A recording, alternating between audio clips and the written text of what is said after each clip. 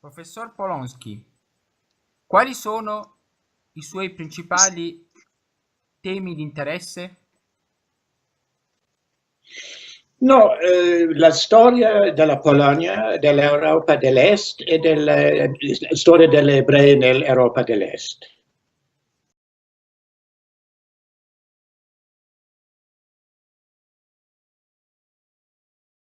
Can you explain us the main thesis of your work on the Jews in Poland and Russia? Yes, there are a number of theses which emerge from this three-volume history.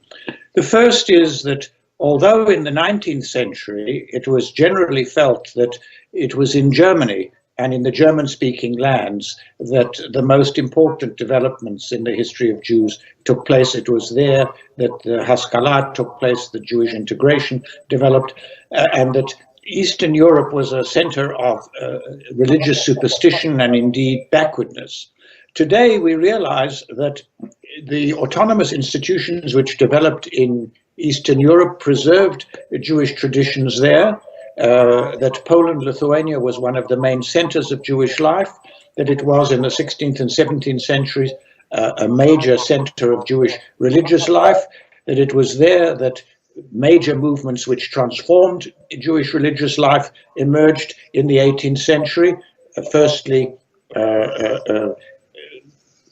the movement of Jakob Frank, a pseudo-messiah who derived from the Sabbatean movement, which of course developed elsewhere, and then the Hasidic movement, an attempt to develop a pietistic and more popular version of Jewish life. In response to the Hasidic emergence of the Hasidic movement linked with the Baal Shem Tov, there developed also, particularly in Lithuania, the so-called Misnagdic movement, an attempt to revive the study of the Talmud in a different way, and out of that came the Musar tradition. So this was a major center of Jewish religious life, and many of the movements which are today important within Judaism had their origins in the larger territory of Poland and Lithuania.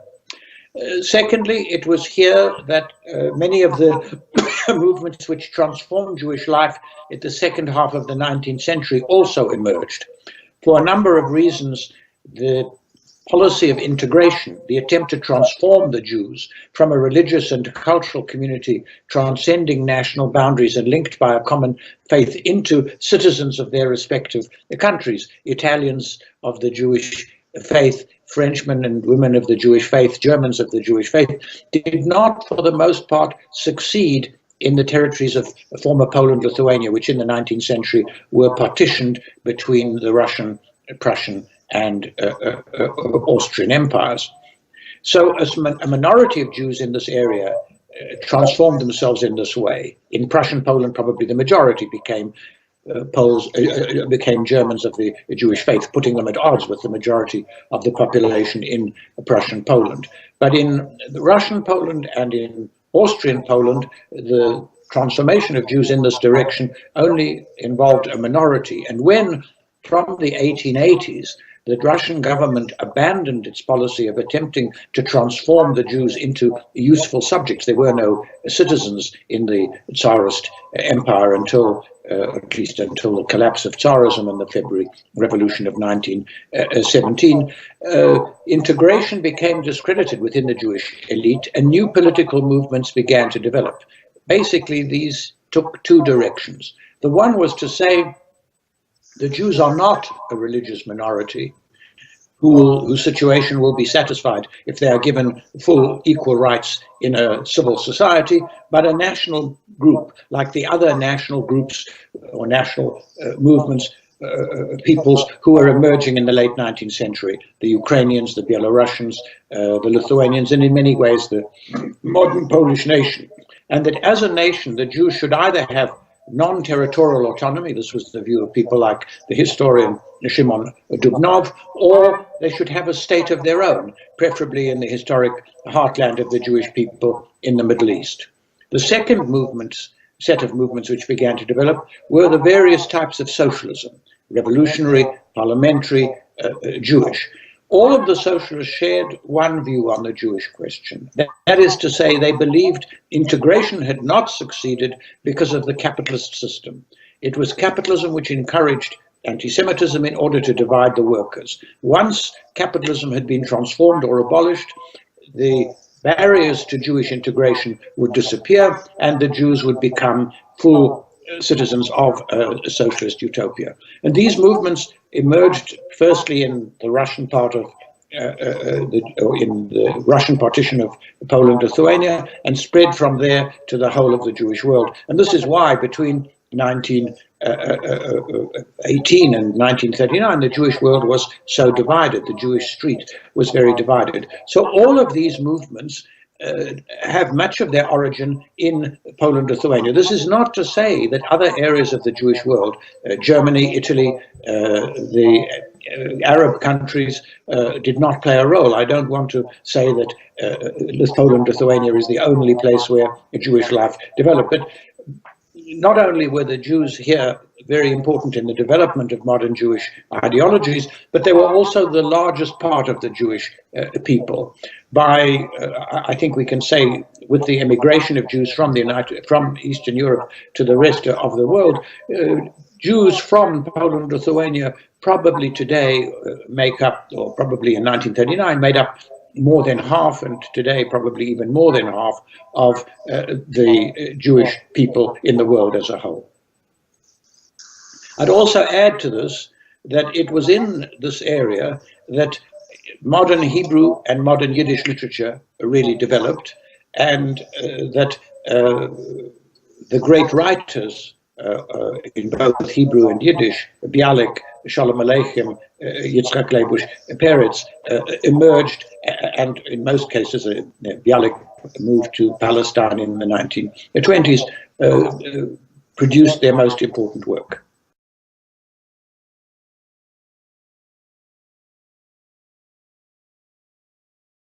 The figure of bystander is one of the key subjects in the last scientific works on the Holocaust. Is it a historiographical or moral issue? Why is it so important today? The division of the peoples who were confronted by the Nazi genocide into perpetrators, victims, and bystanders was first formulated by one of the pioneers of Holocaust historiography, Raoul Hilberg. I have a lot of problems with it. It's essentially a moral rather than a historiographic concept. It comes from the New Testament, and it is derived from the idea of the Good Samaritan. When the man beset by robbers was lying by the side of the road, the Jews passed him by, but the Good Samaritan gave him help. Now, this implies that in Eastern Europe, and indeed generally in Europe, the non-Jewish population who did not participate directly in the Holocaust, because it needs to be stressed that the adoption and implementation of a policy of mass murder, which took place sometime in the second half of 1941, was the work of the Nazi government, Hitler in particular, and of the German people who followed him, that the peoples in Eastern Europe, or the collaborationist governments in Western and Central Europe, had a free choice. That is to say, they could choose, like the Good Samaritan, whether to assist the Germans or whether to aid the Jews. And if they didn't aid the Jews, this is a moral failing. If we start with Eastern Europe, we've got to remember that in Eastern Europe, the Nazis provided, where there were no collaborationist governments, there were only societies and some degree of low-level collaboration, police forces, village mayors, and so on. I'm talking about occupied Poland, occupied Lithuania, occupied Belarus, occupied Ukraine. The Germans offered very strong incentives to those who participated in the mass murder of the Jews, both political and material, giving them Jewish property, and punished very savagely, often by execution, not only of the person helping the Jews, but also by execution of the family, those who attempted to assist Jews. In this situation, we don't have a free choice. It's not like the Good Samaritan. And what's important here is to highlight both the heroism of the minority who assisted Jews, and also to talk about the other minority, which actually participated actively, in some cases without direct German involvement, although with German incitement, in the murder of the Jews. The majority of the population in these areas was seeking, above all, to survive in very difficult conditions with brutal Nazi rule, execution of political opponents, deportation of forced laborers to Germany, and so on.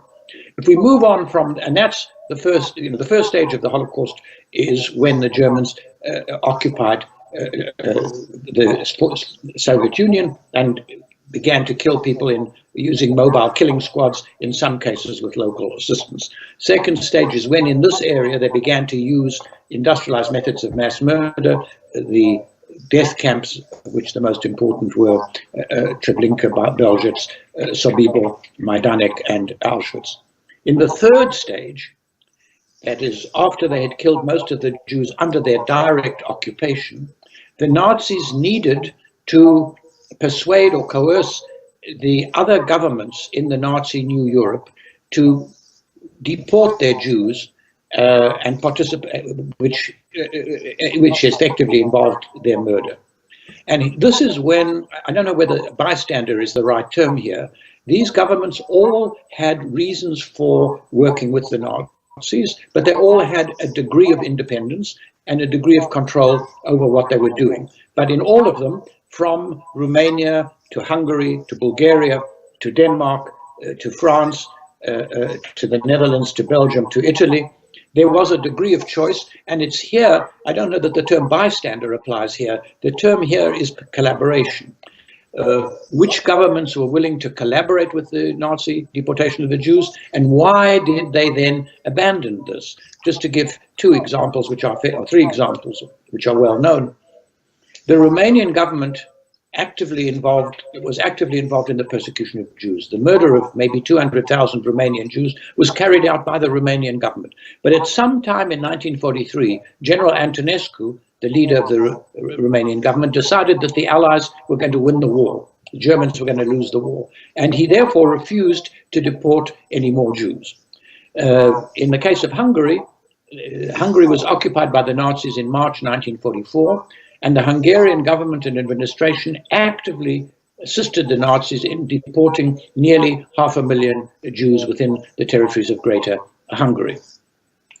But then sometime in early July the 3rd or 4th, after the Allies had bombed the bridges in Budapest, and after a certain amount of pressure had also been exerted on Admiral Horthy, the leader of the Hungarian government, from the Vatican and from Western governments, Horthy stopped the deportations from Budapest. So the Jews of Budapest, nearly 200,000, mostly survived the war. About 150,000 of them survived the war.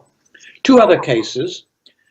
Bulgaria, the Bulgarians were allied to the Nazis during the war because they wanted to expand into the territories which they had lost before in the Balkan Wars.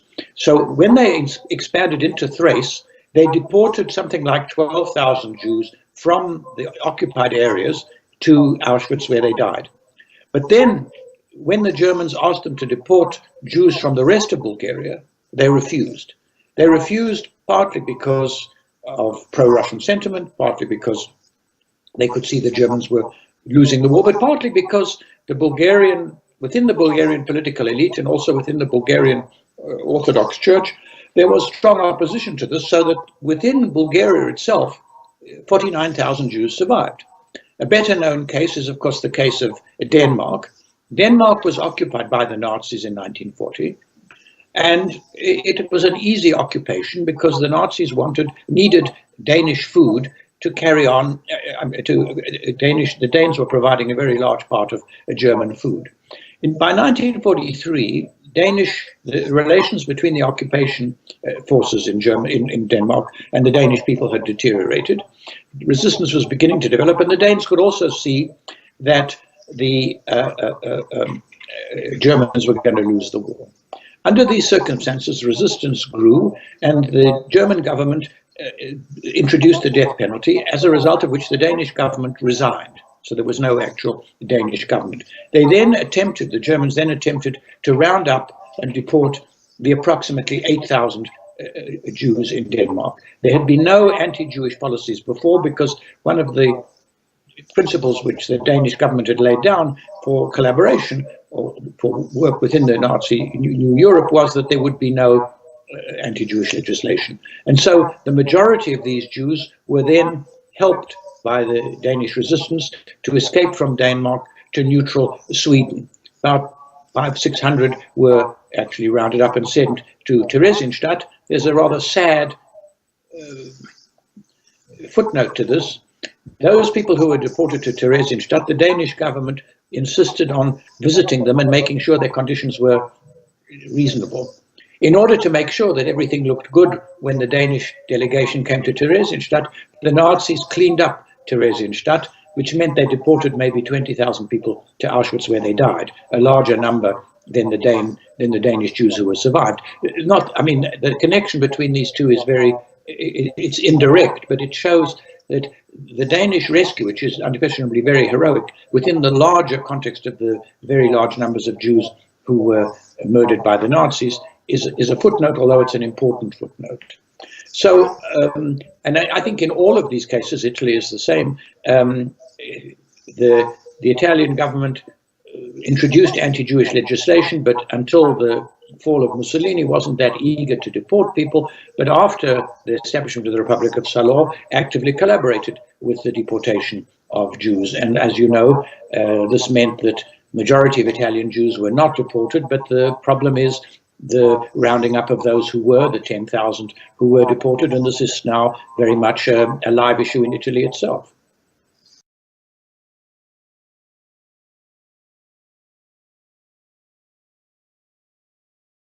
What do you think about the controversial works of Jan Gross and the governmental Polish reaction?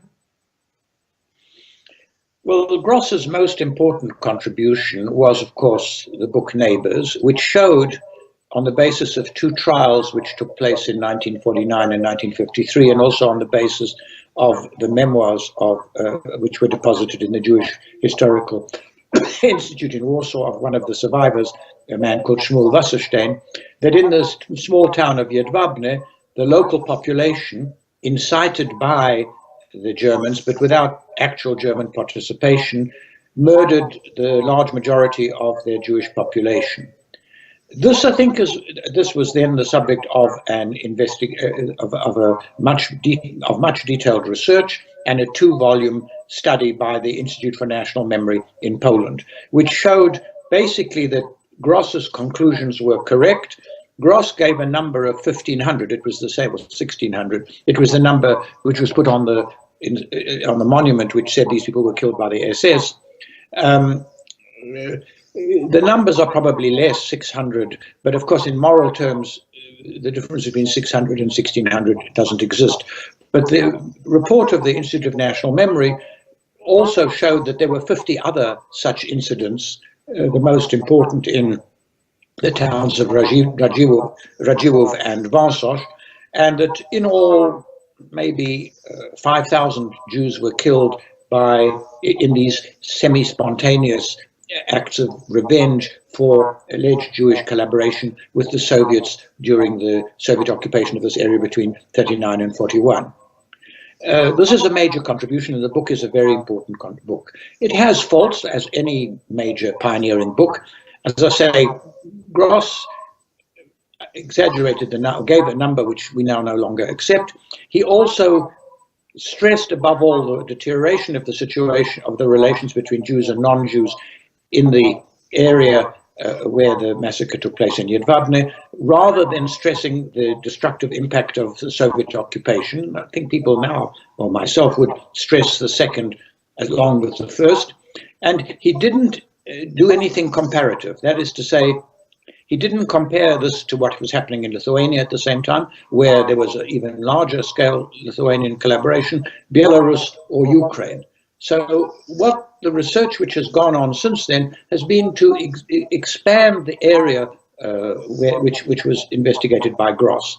I would say that the general conclusions of Gross's work are unchallengeable and have inspired a new group of Holocaust historians in Poland, linked with the Center for the Study of the Polish Holocaust, who've concentrated on what they describe as the third stage of the Holocaust. The first stage is the use of mobile killing squads to kill Jews. The second stage is the establishment of ghettos in the big towns and the deportation of Jews from these ghettos, from Warsaw, from Krakow, from Lviv, from Vilna. And the third stage was the deportation of Jews from the smaller ghettos.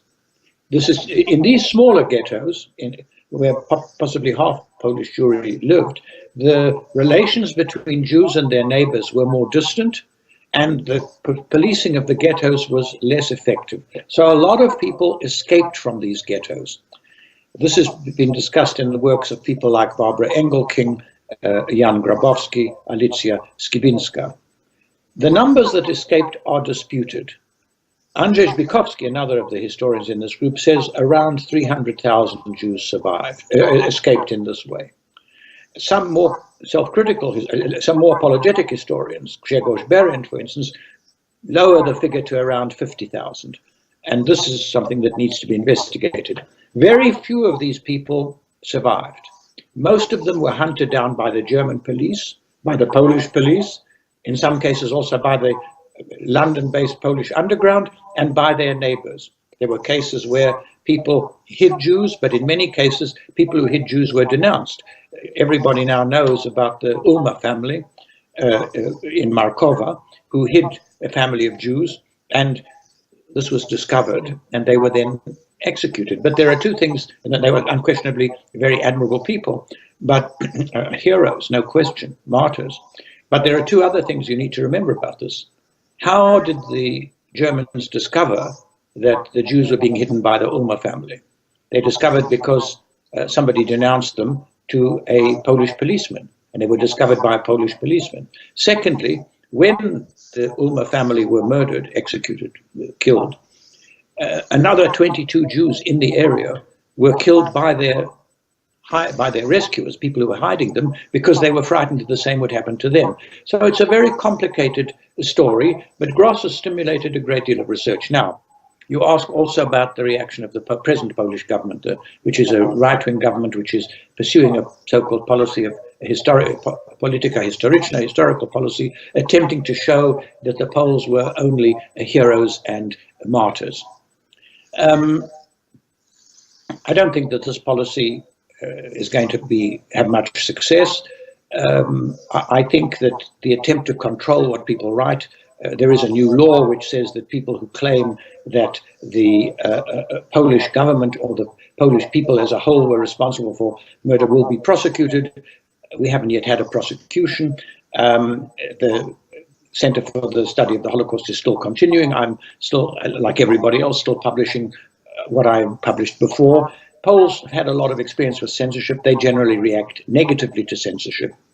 On the specific issue of Gross, the issue is as follows. Jan Gross is a Polish Don Quixote.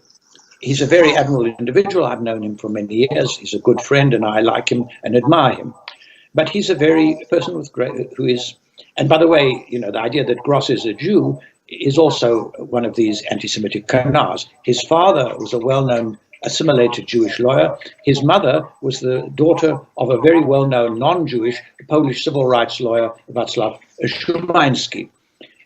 He's a Pole. He's an acculturated Pole. He has some Jewish feelings, but for the large part of his academic career, he didn't concern himself with this, and his discovery of this Jewish issue was a bit like Freud's Return of the Repressed. Now, what is the issue with Gross and the Polish government?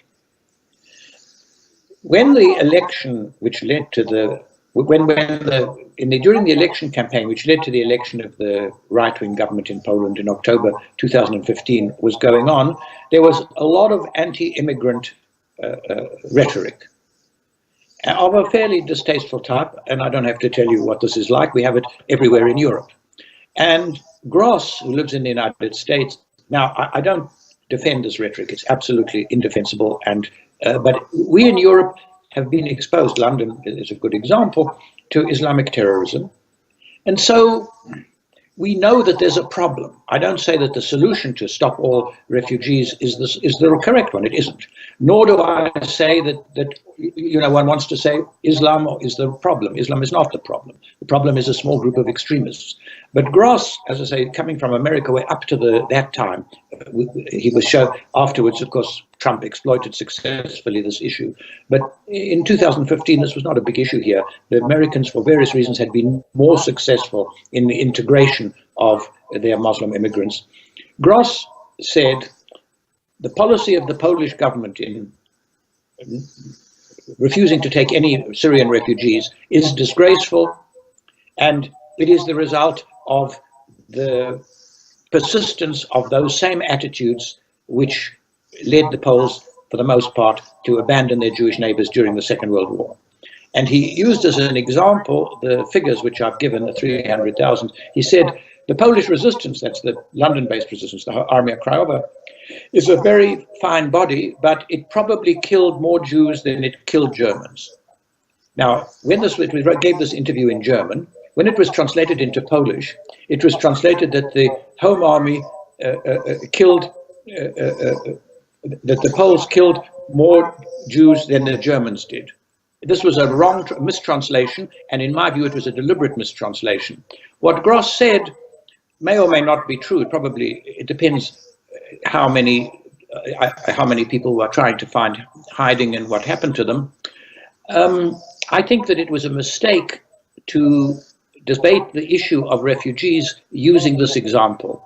Kostek Gebret, who wrote a very good article in the main liberal Polish newspaper, Gazeta Wyborcza, said, rather dealing with this, didn't deal with the question of he said, we are a society in which chauvinistic attitudes still persist. That's clearly correct. And he said, we owe a great deal to the European Union.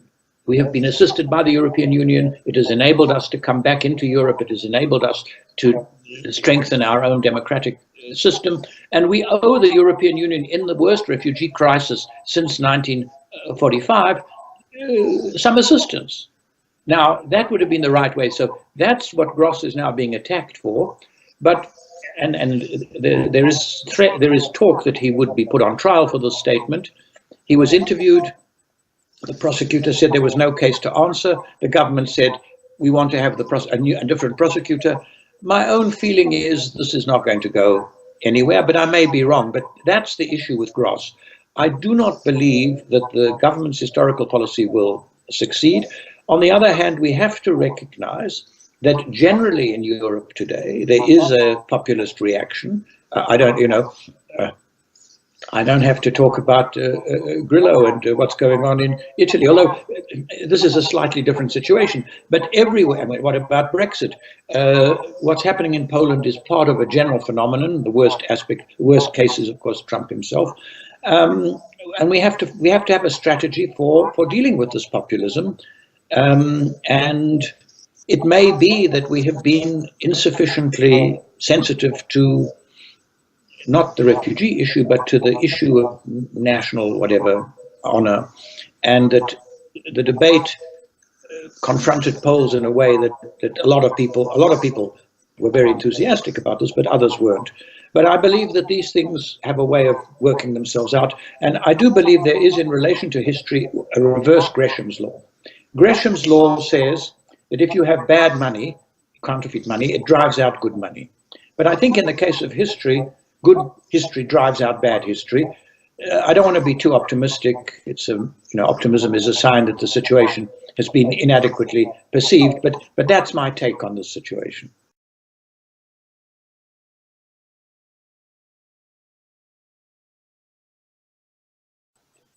Which are, according to you, the new perspectives and frontiers of the Holocaust studies?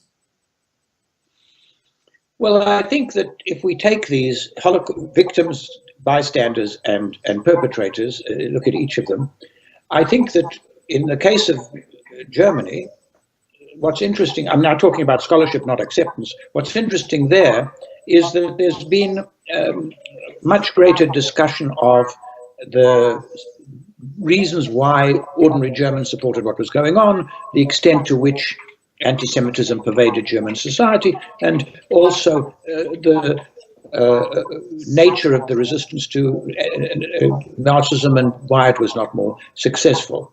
In relation to Jewish responses, I think we have a more nuanced understanding today of why Jews collaborated. I'd have no problem using words like collaboration. I mean, that's what the Jewish councils were doing, but they did it because they thought it's a natural response to oppression, and we understand much better the different types of Jewish collaboration. This doesn't mean we need to excuse people like Rubkovsky, who, in the words of Philip Friedman, was a pseudo-savior, a person who was taken in by his own propaganda. And I think there's also, in a lot of Holocaust historiography, Friedlander's work is a good example here, a much more stress on the victim's testimony and on the way Jews responded. The real developments are in the third area. I already said why the term bystanders is useful as a catch-all phrase, but doesn't actually, it needs to be severely criticized as a conceptual term. But the reaction of the Italian government in Italian society, the reaction of the French government in a French society, the reaction of Polish society, Lithuanian society.